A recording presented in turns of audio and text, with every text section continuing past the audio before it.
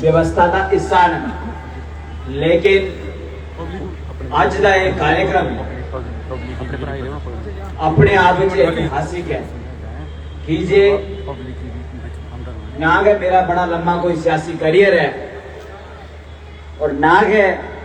मेरे कन्या कोई एडा नाम खड़ोता है, लेकिन फिर भी आज कार्यक्रम में जो सारे आए, मैं इस गले गुला बाकी पा बड़े सारे साथी सवेरे 5 बजे दे घरे दा निकले दिन और ये मैं जानना शायद बड़े सारे की रास्ते पानी भी पीने का मौका नहीं मिला। बड़े सारे साथी इस रैली का हिस्सा बनना चाहते हैं, पर साड़ी बदकिस्मती है कि आज सारे की ट्रांसपोर्ट प्रोवाइड नहीं कर सके कि जे अपनिया बड़िया लिमिटेशन रहिंदियां न ते उहदे कन्ने कन्ने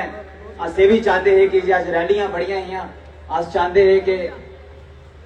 साढ़े रोड जेके बिल्कुल खाली नहीं हो जान कि जे सारे ने रैली में आना नहीं होंदा। बड़े सारे आम लोग होंदे ने जिन्हें अपने एमरजेंसी काम वास्ते भी जाना होता है। प्यारे साथियों, मैं सदा इस बात के लिए आपका आभारी रहूंगा कि मुझे आप सब ने आशीर्वाद दिया। आपने आज जो प्यार दिया है, जो आशीर्वाद दिया है, वो ऐतिहासिक है, वो अद्वितीय है। साथियों, इतिहास में भविष्य में भी बड़े कार्यक्रम होंगे और पहले भी बहुत कार्यक्रम हुए होंगे, बट आप सब ने आज एक नया इतिहास रचा है, क्योंकि एक 29 साल के युवा पर जिसका सियासी करियर, राजनीतिक सफर सिर्फ पिछले 4 सालों का है, वो भी पंचायती राज में, आपने उस पर विश्वास करते हुए इतने बड़े जनसमूह में आप जहां पे आए, ये मेरे लिए बड़े सौभाग्य की बात है।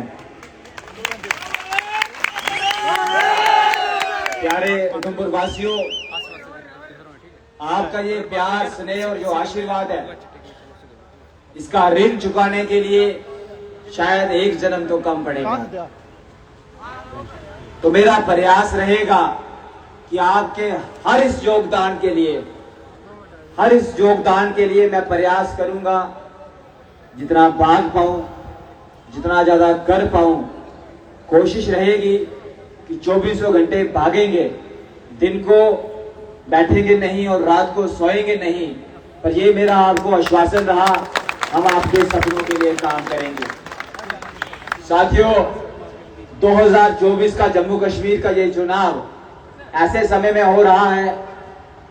जब पूरी दुनिया की राजनीतिक व्यवस्थाएं बदल रही हैं, पूरी दुनिया की राजनीति बदल रही है, भारत की राजनीति में परिवर्तन हो रहे हैं। जम्मू कश्मीर और उधमपुर के लिए निश्चित तौर पर ये बहुत बड़े परिवर्तन का दौर है, क्योंकि 10 साल बाद जम्मू कश्मीर में चुनाव हो रहे हैं। पिछले 4 वर्षों में मैं जिला विकास परिषद में मुझे ये सौभाग्य मिला कि मैं 60,000 पंचारी मोगरी वासियों का, जो लगभग 20 पंचायतों और 2 ब्लॉकों में है, लगभग 323 स्क्वायर किलोमीटर, एक तरफ माता वैष्णो की पहाड़ियां हैं, एक तरफ रामबन की पहाड़ियां और एक तरफ दरिया चिनाब, उनकी नुमाइंदगी करने का अवसर मुझे जिला विकास परिषद में मिला। ये मेरे लिए सौभाग्य की बात थी। आज क्योंकि जम्मू कश्मीर विधानसभा के चुनाव हो रहे हैं, तो निश्चित तौर पर चाहे वो उधमपुर वेस्ट कंस्टिट्यूंसी हो, यहाँ से मैं बतौर आजाद उम्मीदवार उतरा हूँ और चुनाव आयोग की तरफ से मुझे प्रेस जो है वो सिंबल दिया गया है। चाहे वो उधमपुर की बात हो, चाहे वो पूरे जम्मू कश्मीर की बात हो, ये एक नए अध्याय की शुरुआत है, एक नए दौर की शुरुआत है। अगले 5 वर्षों में वो सारी पॉलिसीज जो पहले बनी, उनका मूल्यांकन होगा, उन पे चर्चा होगी,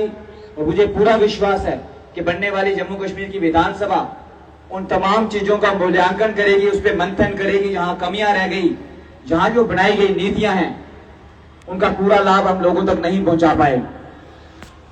सवाल उठता है कि मुझे विधानसभा चुनाव लड़ने की जरूरत क्यों पड़ी, और वो भी तब जब बहुत सारे राष्ट्रीय दल भी जो हैं वो इस चुनाव में उतरे हैं। और अभी भी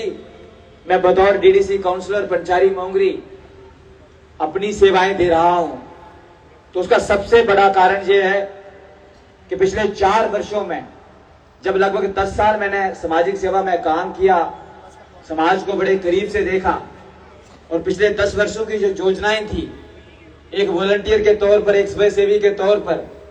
जब हम कॉलेज में पढ़ते थे, यूनिवर्सिटी में पढ़ते थे, तो सरकार के साथ उनको मिलकर उन योजनाओं को आम लोगों तक पहुंचाना, जागरूकता फैलाना, मैं उसका हिस्सा रहा हूं। चाहे वो स्वच्छ भारत था, चाहे उन्नत भारत था, इन सब योजनाओं को बड़े करीब से देखा। और पिछले 4 वर्षों में हर वो योजना जो पब्लिक वेलफेयर के लिए बनाई गई, चाहे वो यूटी गवर्नमेंट की थी, चाहे गवर्नमेंट ऑफ इंडिया की थी, मैंने ये महसूस किया कि पिछले कुछ वर्षों में जो सरकारी योजनाएं हैं वो वास्तव में आम लोगों से बड़ी दूर होती गई हैं। जितने भी आंकड़े बने